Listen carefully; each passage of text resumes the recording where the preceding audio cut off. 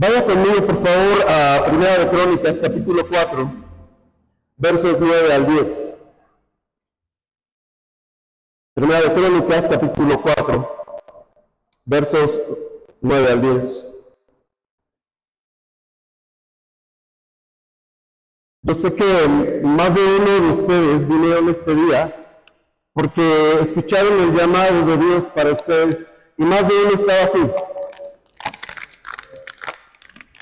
con una resequedad del Espíritu en su vida.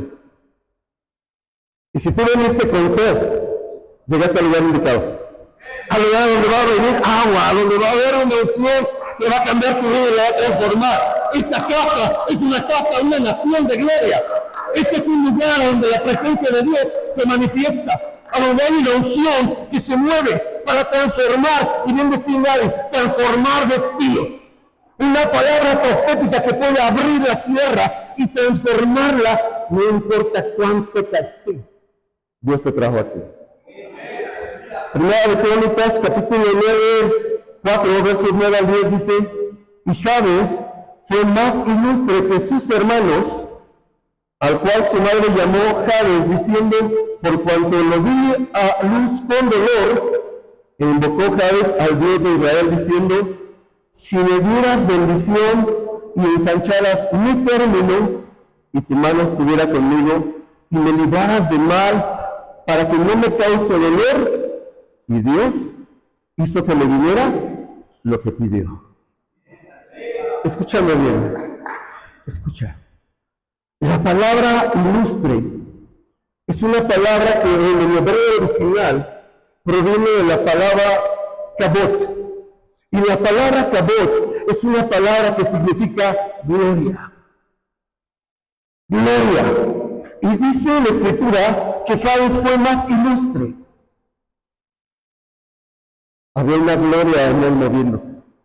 La gloria es el peso de la atmósfera celestial, el peso de la presencia de Dios cayendo en un lugar. Esa es la gloria. La unción es la presencia de Dios en una vida en donde el Espíritu se mezcla con Dios y va a transformarse en una unción. Pero la gloria es la atmósfera pura de Dios celestial llegando a la tierra, tocando vidas, transformando vidas, trayendo sanidades, trayendo milagros, transformando a aquellos que no querían nada con Dios, pero en un momento son tocados y son transformados. Eso es atmósfera. Cuando tú vienes a este lugar y levantas las manos y empiezas a adorar, empieza a crear una atmósfera de gloria. El cielo se funde con la tierra y Dios empieza a provocar algo.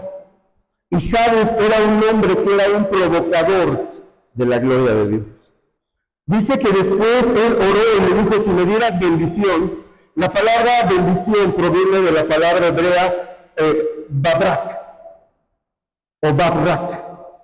Y esta palabra significa recibir abundante y completamente de todo. Abundante y completamente de todo. Él pidió bendición. Él no dijo: necesito recursos. Él no dijo: necesito sanidad. Él no dijo: necesito provisión. Él dijo: si me bendijeres. Y esa palabra significa recibir todo. Todo. Él tenía el anhelo de ver la gloria de Dios en toda su extensión. Y dijo: y si me ensancharas. Y la palabra ensanchar significa abundancia, sobresalir, ser abundante, multiplicado. Él pidió que Dios le diera y le diera hasta que sobrara y abundara. Pero hoy quiero decirte una cosa. Dios no traerá ensanchamiento en un lugar, a menos de que Dios empiece a ensanchar primero tu interior. El ensanchamiento de un lugar, el ensanchamiento de una iglesia, el ensanchamiento en una población para alcanzar una ciudad, un estado o una nación, empieza a gestarse en tu interior. Desde tu interior, no desde afuera, desde tu interior. Primeramente es gestado en ti, escúchame bien. El ensanchamiento se gesta en tu interior, dentro de ti, en una atmósfera llena de la presencia de Dios, para que posteriormente podamos nosotros alcanzar territorios y alcanzar lugares y romper límites y romper maldiciones y romper circunstancias y acabar con cosas que en algún tiempo estuvieron dominando un lugar. Pero cuando hay alguien con una palabra de Dios, con una revelación del Espíritu, con esa atmósfera de gloria creada por la unción, la conexión de este hombre o mujer con el cielo y la tierra, va a provocar que la gloria de Dios caiga. Y que la gente vaya pasando por allá afuera y diga, wow, están tocando y esa música me dice algo, me llama. Y que tu pastor está predicando y la gente empieza a entrar y dice, wow, esa palabra era para mí. Yo vine hoy por esa palabra y me voy saturado. Porque el ensanchamiento va a empezar en tu interior. Por eso, papá rey, me insiste, tienes que ser un discípulo. Te vamos a enseñar en las casas del reino, te vamos a preparar, te vamos a adiestrar, porque el ensanchamiento empieza en tu interior. Y de tu interior se expande para que la gloria caiga a donde tú vayas. Sea un hombre, una mujer llena de fuego, llena de unción, llena de autoridad, llena de una palabra que puede cambiar destinos. Una palabra que cuando la gente te escuche diga, wow, está hablando del reino. Y siento cuando él habla, y la gloria de Dios se mueve en mi interior. Porque está siendo adiestrado y preparado para algo que Dios va a hacer. Pero pastor, ¿a dónde dice eso en la palabra de Dios? Vaya conmigo, libro de Hechos, capítulo 16. 16 en adelante, por favor.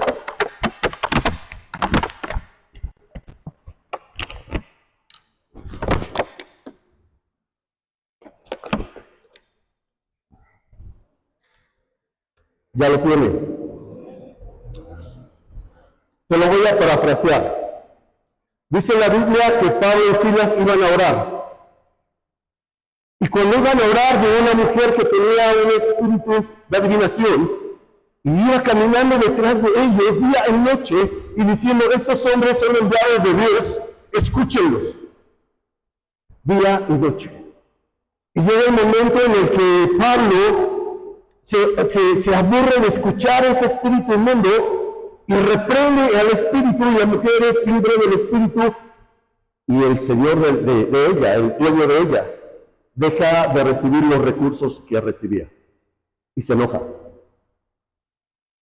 Y empieza a decir, estos que alborotan el mundo están aquí porque perdió dinero, perdió recursos. Y Pablo y Silas son llevados a la cárcel en Filipos. Y dice la Biblia que fue llevado hasta la cárcel más profunda, hasta lo profundo. Había niveles en la cárcel. Dependiendo del delito, era el nivel en el que ellos iban a ir entrando. Dependiendo del nivel del delito, era el lugar. Quiere decir que la cárcel de hasta el fondo era para los peores. ¿Cuántas veces te has preguntado, por qué tantas circunstancias? ¿Por qué tantos desiertos? ¿Por qué tanta tribulación? ¿Por qué cuando más doblas rodillas, el infierno se levanta contra ti de tal manera? ¿Cuántas veces te lo has preguntado? ¿1, 5, 10 veces? ¿Tú sabes por qué Pablo y Silas fueron arrojados hasta lo profundo? Sencillamente porque el infierno se dio cuenta de que Pablo y Silas eran un peligro para el infierno y para los demonios, y tenían temor y lo arrojaron hasta lo más profundo. Y el diablo empieza a sentir temor de tu vida. Por eso vienen circunstancias de cierta tribulación, porque el infierno mismo sabe que la gloria de Dios se está posando sobre tu vida. Porque tú te postras, pasa tiempo en la presencia de Dios, no te importa pagar el precio, sabes que hay un momento en que la gloria va a caer, y no te importa que los demás digan el domingo no, y dices el domingo sí, porque la gloria caerá. Y vendré el jueves, y diré la célula, y me pasaré tiempo en la presencia de Dios, porque ahí está mi bendición. y empieza a tenerte miedo. Le causas terror, temor al infierno mismo. Y así estaban Pablo y Silas. Y los habían azotado. Estaban hasta lo profundo, heridas las espaldas. Pero dice la Biblia en el versículo 25. Pero como a medianoche, orando Pablo y Silas, cantaban himnos a Dios y los presos los oían. Como a medianoche, en el momento más oscuro, cuando ya no se oían otros ruidos, Pablo y Silas estaban ahí y empezaron a orar a Dios, a orar a Dios. ¿Te ha pasado que hay un momento en el que sientes que ya no puedes más? Y estás orando y dices, es que esa circunstancia que estoy pasando me duele. Me duele, me cuesta trabajo pasar a más allá porque la circunstancia me está quemando. Lo que han dicho contra mí, el problema en el trabajo, el problema económico, el problema en la familia, el problema con los vecinos, el problema con X, Y, Z. Ya me tiene cansado. Y a veces no queremos ni orar. Es que no tengo ni ganas de orar. Pero Pablo y Silas, con la espalda azotada, sangrando, empezaron a orar. Y yo me imagino a Pablo diciéndole a Silas, me duele, y Silas diciendo, a mí me arde, me duele mucho, no quiero orar. Vamos a cantar. Vamos a cantar. Y empezaron a cantar a Dios. Escúchame bien. Empecemos a cantar. Y cuando ellos empezaron a orar y a cantar en medio de la aflicción, de repente vino un terremoto. Y con el terremoto cayeron las cadenas y se abrieron todas las puertas de la cárcel. Dígale que está a su lado. Toda cadena cae con un de repente de Dios. Dígale, toda cárcel se abre cuando la gloria de Dios cae por mi boca. Escucha bien. Y sigue diciendo la escritura, verso 27, verso 26. Entonces de repente hubo un gran terremoto de tal manera que los cimientos de la cárcel se sacudían y al instante todas las puertas se abrieron y las cadenas de todos se soltaron, y al despertar el carcelero y ver abiertas las puertas de la cárcel, sacando la espada se quería matar, pensando que los presos habían huido, mas Pablo clamó a gran voz diciendo, no te hagas ningún mal, pues todos están aquí. Mira que está a tu lado. Si Pablo y Silas están hasta el fondo, ¿cómo vieron al carcelero en la entrada? ¿Cómo lo vieron? Es que hay algo que el día de hoy nos han estado hablando desde que empezó la primera plenaria, y es que un hombre o una mujer en la conexión con el Espíritu Santo es un hombre o una mujer que puede recibir la revelación de lo alto y caer sobre ella. Y Pablo en el Espíritu sabía que ahí estaba el carcelero. Él no lo veía de forma natural, pero el Espíritu le permitía discernir que ahí estaba el hombre y que se iba a matar. Y le dice, no lo hagas, aquí estamos todos. Vaya conmigo, verso 29. Entonces él, pidiendo luz, entró precipitadamente y temblando se postró delante de Pablo y de Silas. Y le dijo, Señor, ¿qué voy a hacer? Arrepiéntete y recibe al Señor Jesús y serás salvo tú y tu casa. Escúchame bien. Pablo veía lo que había. ¿Se abrieron cuántas puertas de las cárceles? Dígale que está a su lado, todas. Dígale todas. Pero todos los presos estaban ahí. Todos los presos estaban ahí. Estaban donde estaba Pablo y Silas. A donde ellos estaban orando, a donde ellos estaban cantando, ahí estaban ellos. Porque había una atmósfera de gloria que aún la gente perversa no puede resistir que lo acerca, que lo atrae. Las palabras de Dios dijo el Señor Jesús, si yo muero y soy levantado a todos, atraeré a mí.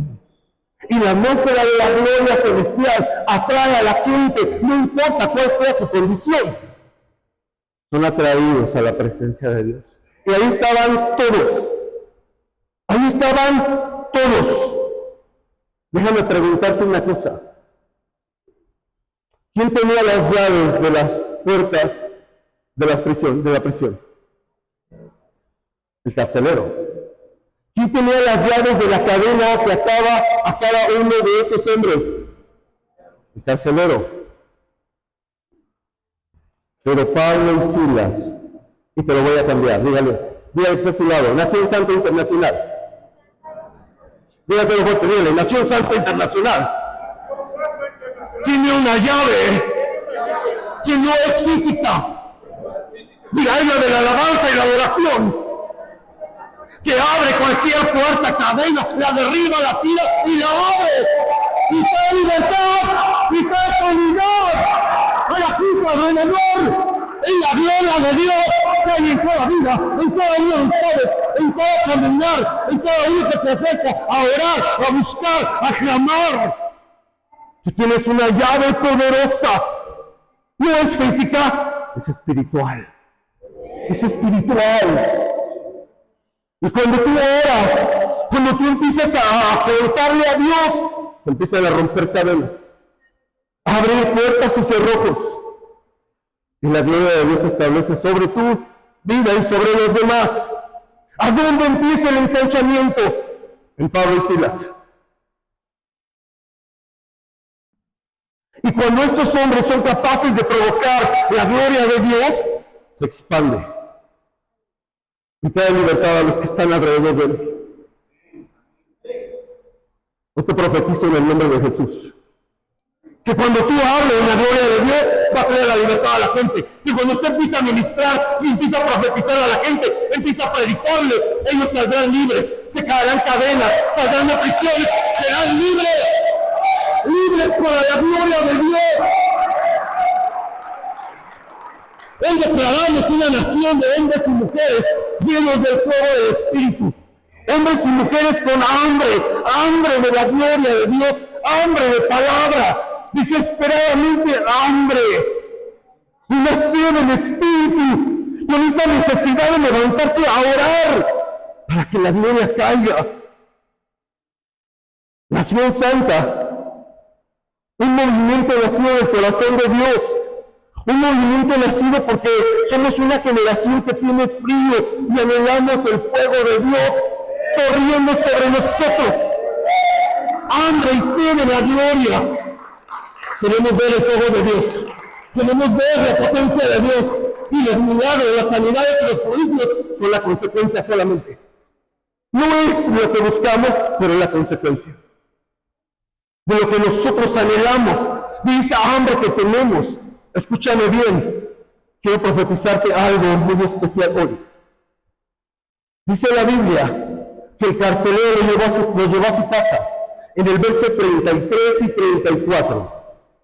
Y él, tomándolos en aquella misma hora de la noche, les lavó las heridas y enseguida fue bautizado él y los suyos, y llevándolos a su casa les puso a la mesa y se regocijó de haber creído en Dios con toda su casa. ¿Quién atendía ahora a Pablo y a Silas? ¿Y quién lo había golpeado primero? Hoy te profetizo en el nombre de Jesús que los que han hablado contra ti un día atenderán la mesa y reconocerán lo que Dios ha hecho en tu vida. Hoy te profetizo que si alguien se ha levantado contra ti, reconocerá lo que Dios está trayendo, porque reconocerá el hambre de Dios, la sed del Espíritu, el anhelo de ver la gloria de Dios. Hace unos meses nos hablaron a mi esposa y a mí para que fuéramos a orar por un muchacho. Tuvo un accidente. En el accidente, un metal perforó su hígado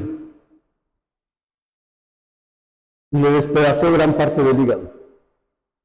Solo él, nadie más, solo él. Y los doctores dijeron, no hay nada que hacer, solamente prepararnos porque se va a morir, no hay que hacer, no hay nada que hacer. Esperemos, pero es en vano. Y nos llamaron a orar por él. Y yo recuerdo que cuando tuve la oportunidad de ir a orar por él, pidieron un permiso especial para que pudiera entrar, porque no era fácil entrar a ese lugar. Y cuando voy a entrar, se me queda viendo la policía y me dice, ¿a dónde va? Voy a orar por un muchacho llamado Ulises a tal cama. No, está muy grave, no puede pasar. Y llega una tía de él y le dice, no, ya hay permiso. El pastor va a pasar. Y se me queda viendo la mujer y dice, bueno, padre, pase. Y yo le dije, ya reconoce paternidad. Algún día será mi hija espiritual. Algún día se va a convertir. Algún día va a responder. Dije, aleluya, ya abrió la puerta, ya lo entendí. Lo está entendiendo. El cielo se está moviendo. Gloria a Dios. Y ahí voy. Entro al lugar y parecía que entré a un cine especial. Pantallas por todos lados, cables por todos lados. Y el muchacho en coma. Y me ve su mamá y me dice, pastor, qué bueno que vino, por favor, ore por mi hijo. Y yo lo vi y dije, Dios mío, sí, amén. Déjame orar por él. Ulises, ¿me escuchas? Ulises, ¿me escuchas? Hablo a tu espíritu en el nombre de Jesús. Y empiezan todos los botones, como el Chavo del Ocho. Yo dije, ya se me murió. Y llega una doctora, pero así, enorme. Y dice, ¿qué hace usted aquí? La mamá de Ulises se le paró, chaparrito se le paró enfrente. Vino a orar por mi hijo y no se va a ir hasta que no ore por él. Yo dije, wow, esta mujer tiene fe. Esta mujer tiene fe, tiene permiso y no se va a ir hasta que no acabe de orar. No lo va a mover de este lugar. Y la doctora dice, bueno, ya, sí me voy. Y cuando yo veía eso, el espíritu me decía, es que su espíritu ya reaccionó. Es que su espíritu ya te escuchó y está empezando a escuchar y está atento a lo que estás diciendo.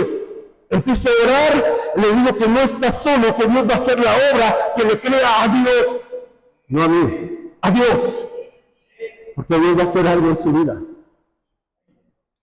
Vuelve toda la normalidad, salgo y les digo a todos, pues ya oré y está mejor, pero quiero esperar a saber qué dicen los médicos. 2 de la tarde, 3 de la tarde, 4 de la tarde, 8 de la noche. Pastor, desde que usted entró a orar, le cesó la fiebre. Y está empezando a reaccionar. Está empezando a reaccionar. El ensanchamiento no empieza en una congregación de mucha gente, empieza en tu interior, cuando tú buscas, cuando tú anhelas, cuando tú le crees, cuando tú te atreves a ir a orar, cuando tú buscas que Dios haga un milagro en la gente. Hoy está en su casa. Dios lo sanó. Lo hizo Dios. Pero quisiera entrar en la predicación. Me dejé llevar.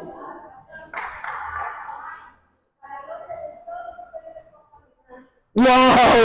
¡Dios está caminando! ¡Está caminando! ¡A que decir que estaba loco! ¡Ahora camina! ¡El que decir que no iba a venir! ¡Ahora vive! ¡El que decir que no iba a poder! ¡Ahora está ahí! ¡Caminando! ¡Es Dios! Quiero llevarte a explicarte los principios para que pueda haber un ensanchamiento en tu interior. Hay principios para el ensanchamiento. Y quiero que los conozcas. Cuando me falten unos minutos, me hacen señas, por favor, porque ya yo me apasiono. ¡Aleluya! ¡A su nombre! ¡Wow! ¡A su nombre! ¿Quién vive? ¡Grito de júbilo! ¡Qué lugar tan poderoso! ¡Qué atmósfera de Dios! Vaya conmigo. Primera de Reyes, capítulo 19, 9. Santo es Dios.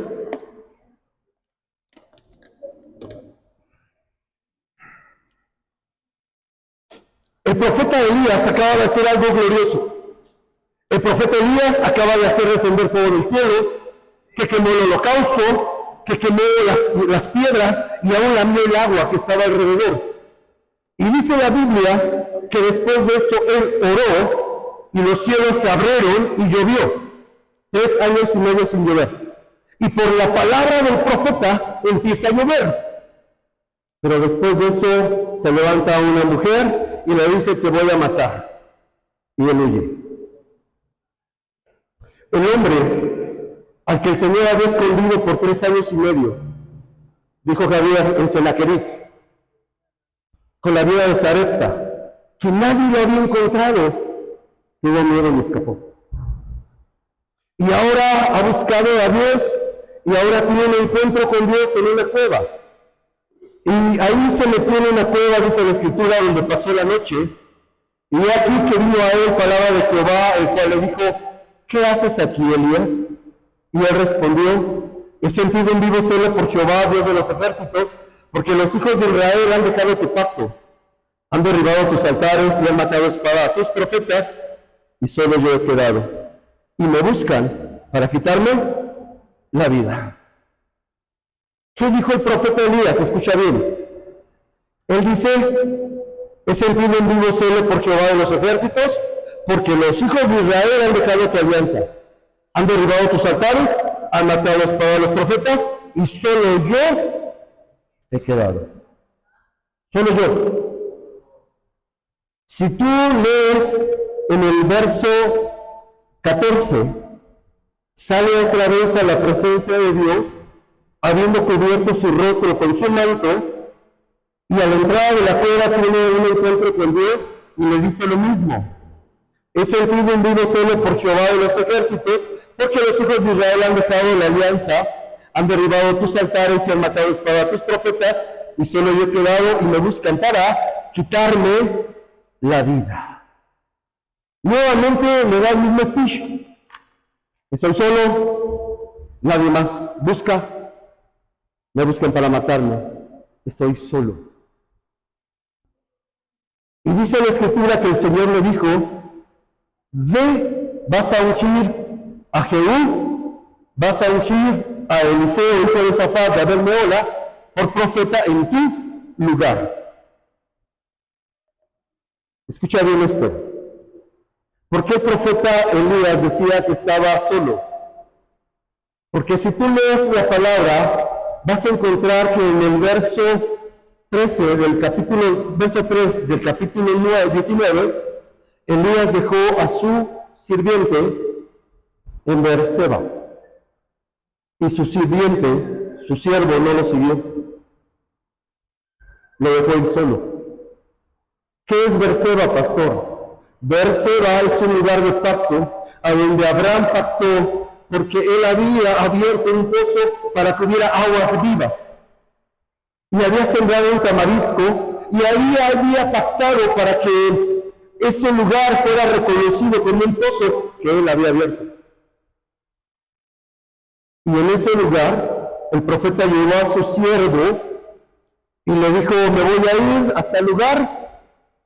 Y seguramente el siervo le dijo: te quieren matar. Y si voy contigo, me van a matar. Yo no voy. Y lo dejó solo.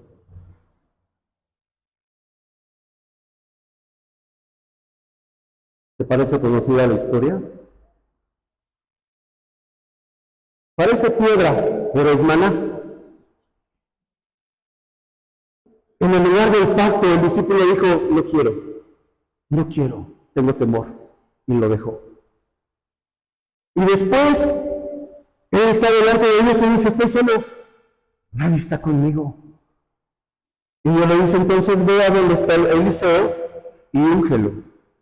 A pesar de tener un ayudante, ese ayudante no le brindaba apoyo, seguridad, y se sentía solo porque no estaba en pacto con él genuinamente. Ese es el argumento principal de Elías: estoy solo,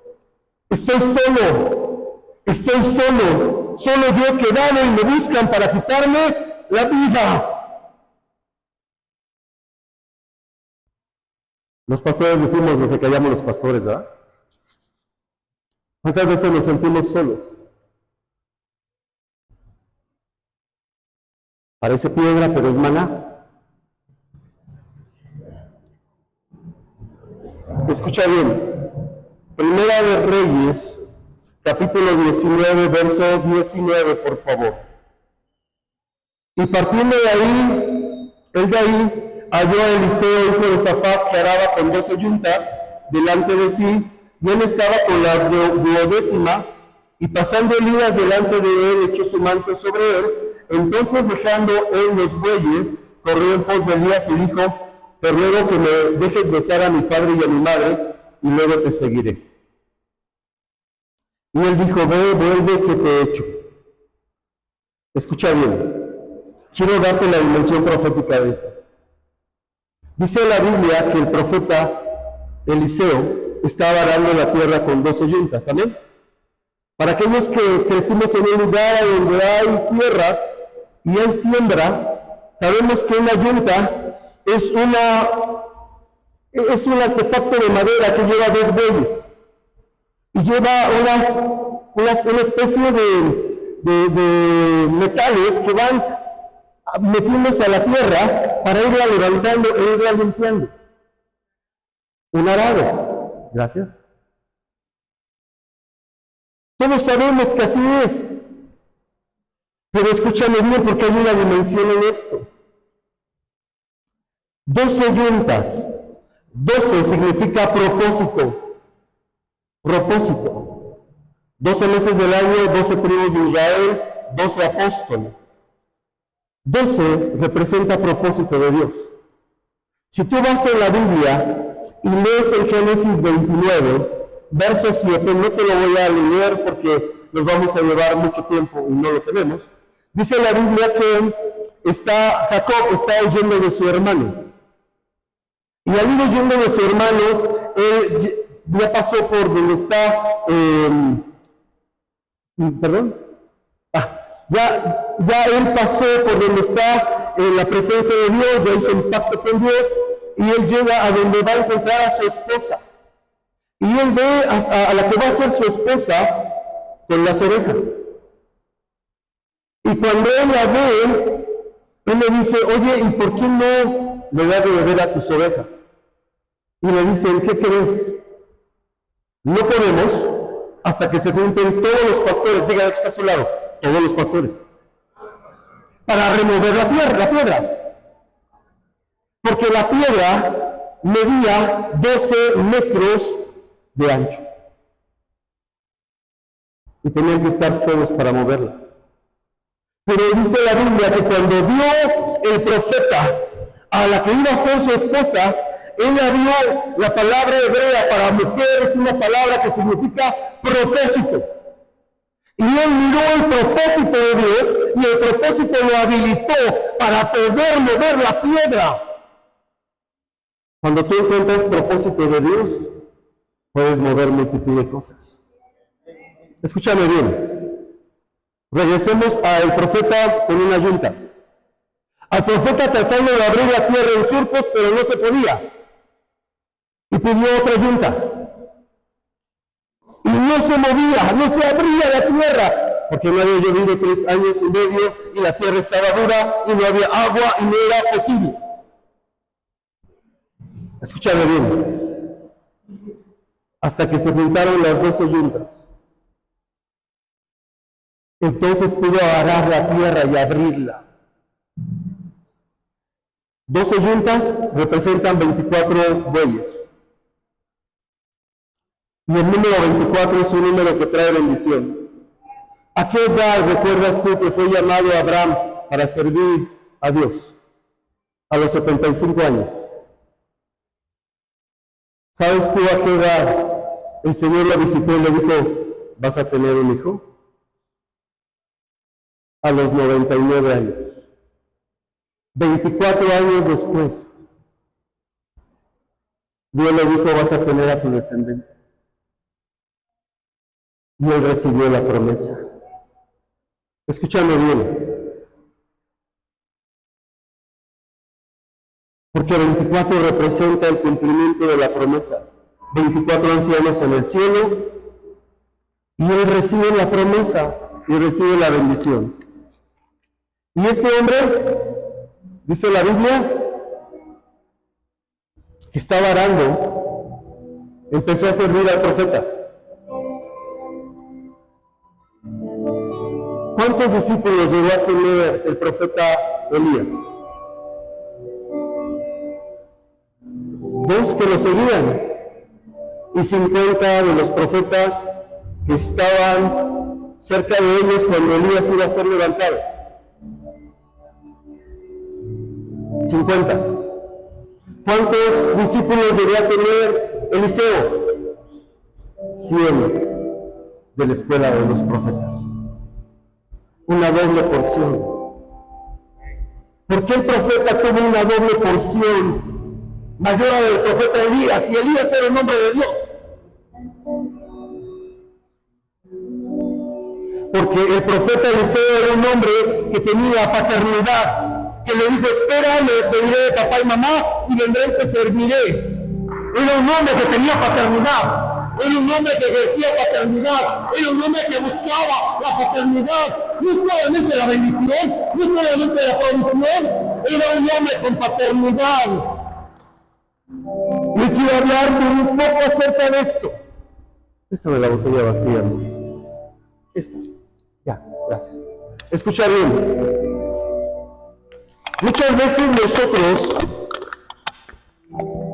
estamos anhelando ver la gloria de Dios. Y empieza el año y decimos: pastor, ahora sí, pastora, este año voy a acercarme a ti y voy a caminar y voy a buscar y nada me va a apartar, voy a estar en la búsqueda. Pero viene enero, viene febrero, marzo, y ya te deformaste. ¿Por qué? ¿Por qué? Préstame tu vasito de agua, amor. Gracias. Ven, amor. ¿Está cerrado? Gracias. Porque cuando alguien entiende la paternidad, cuando alguien entiende que Dios tiene un propósito para él, es como esta botella, que viene enero, viene febrero, marzo, abril, mayo, pero está lleno,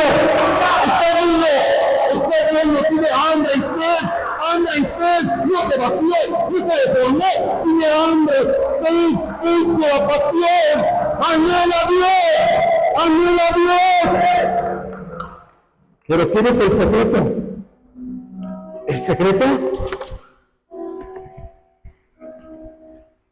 se llama cobertura, paternidad.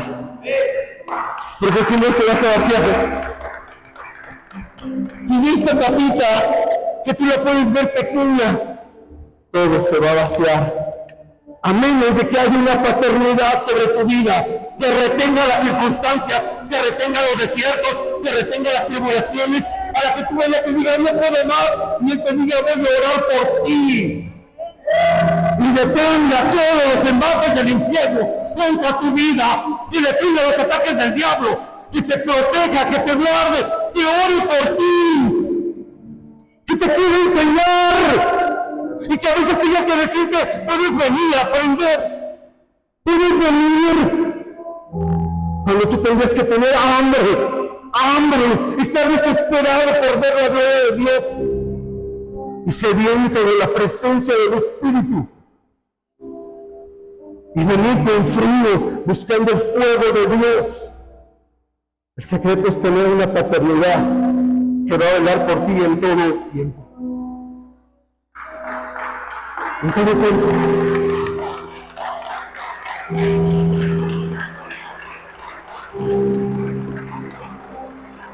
Escúchame bien. Este hombre, Eliseo, fue un hombre que sabía honrar. Cuando iba a ser levantado el profeta Elías, dice la Biblia que llegó a Jordán Y los profetas decían, tu hambre te será quitado. Y él dijo, guarda silencio. Sobre te va a ser quitado, tu guarda silencio. Guarda silencio. No hablen. Y después le dijo a Elías, ¿qué quieres? Una doble porción de lo que hay sobre ti. Cosa difícil has pedido. Si cuando yo fuera levantado tú lo vieres, vendrá sobre ti. Y mientras están hablando, viene un carro de fuego y los aparta. Y dice la Biblia que cuando los apartó, cayó el manto del profeta. Cayó el manto. ¿Sabes qué hizo el profeta Eliseo?